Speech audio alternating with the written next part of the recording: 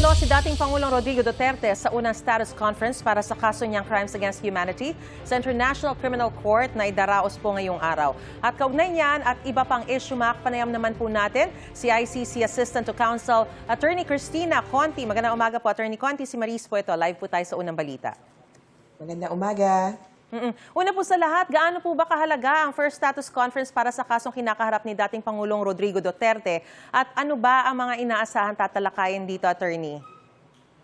Mahalaga ito kasi ito ang magtatakda kung paano na magtutuloy yung mismong trial. At number 1 sa agenda, out of I think 11 items or main items, number 1 ay ang schedule. Kailan na ba talaga matutuloy?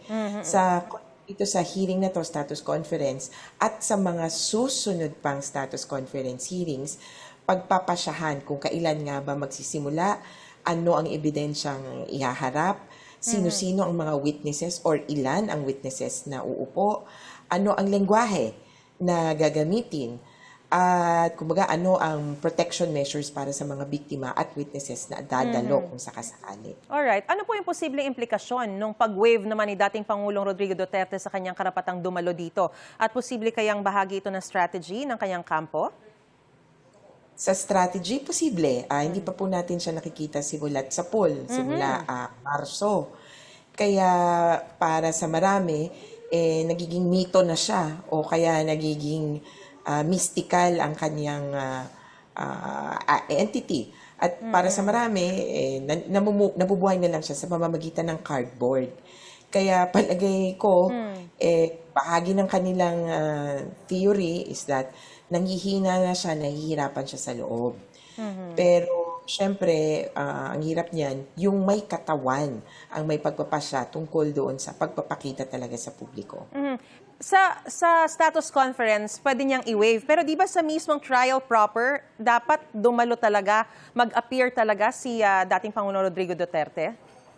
Dapat. Yan ay ayon sa rules ng ICC, nandiyan yung Rome Statute, which says that during trial, the accused has to appear or shall appear. Nga lang, syempre, kapag reasonable naman yung excuse, ay papayagan ka pa rin umabsent. So, Alright. may isang pagkakataon. Ito yung pagbibigay sa pagbabasa ng sakdal, tapos pagbibigay ng plea.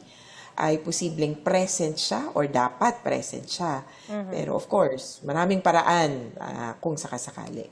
May susunod pa po bang status conference bukod sa mangyayari ngayong pong araw? Meron, mukhang dapat dahil sa simula pa lang, hindi naman kayo magkakasundo talaga kaagad. Okay. Minimum yan, ang palagay ko, 2. Kung maayos na maayos at walang problema, yung panghuli na lang ay, okay, ito yung finalization ng ating discussion. Posible din na submissions na lang ito kung hindi naman ganun ka-contentious. Pero palagay ko, makakailan tayo dahil maraming mga bagay ang kailangang pag-usapan. Ang tanong lang talaga, hindi pa yung kumaga how many, kundi within what period should this status conference happens. Mangyayari kasi ito sa pagitan ng, kapag hindi pa nagsisimula yung trial, sa pagitan ng ngayon at yung before trial. Di pa nga natin alam kung kailan magsisimula talaga yung trial. Sabi ng victims, September, ready na kami. Prosecution, November 30. Yan ang expected namin. Kaso yung defense, ayaw magtansya kasi sinasabi, marami pang dapat i-consider. Yung po bang mga witnesses na babanggitin dito sa status conference kapag halimbawa merong madaragdag sa mismong trial proper na hindi na pwede yon? Depende sa sirkumstansya, pero pwede kung sakasakali. Pero usually, hindi na papayagan. Out of respect at for order, dapat declared way ahead. Pero kunyari, newly discovered evidence, noon mo palang nakilala, may sumulpot sa gitna, ay may paraan yung either party, either prosecution o kaya defense, na sabihin, pwede po bang ito din ma-consider? Depende lang talaga yan kung papayagan ng judges. Alright, kaugnay naman po kay Senador Ronald Bato de la Rosa, ano po yung implikasyon ng kanyang pagtatago sa gitna ng ICC arrest warrant? May epekto po ba ito sa kasong kaharapin kung sakasakalin ng dating Pangulo at ni Senador Bato de la Rosa rin? Well, hindi konektado or hindi dikit ang kung ano pang desisyon ni Bato de la Rosa doon sa kaso ni Duterte. So, KKD yan, kanya-kanyang KKD, kanya-kanyang defense.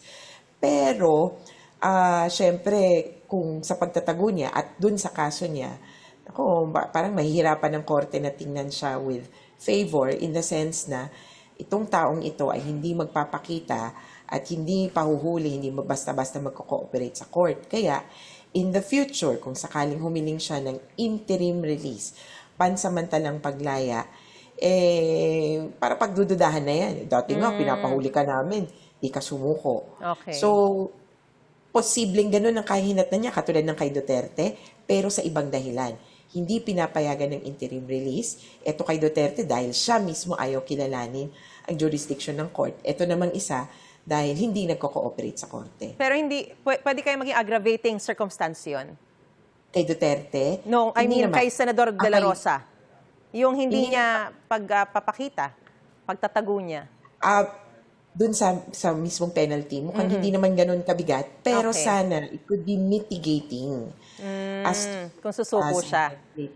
Kasi ano siya cooperating with the court, Yeah. voluntary ang cooperation, kaya lang, yun nga, nakakasama sa kanya ito, sa totoo lang. Maraming salamat po sa impormasyon binigay niyo po sa amin at sa panahon niyo po. ICC Assistant to Counsel Attorney Cristina Conti. Magandang umaga po. Salamat, Paris. Ingat sa lahat. Ingat din po.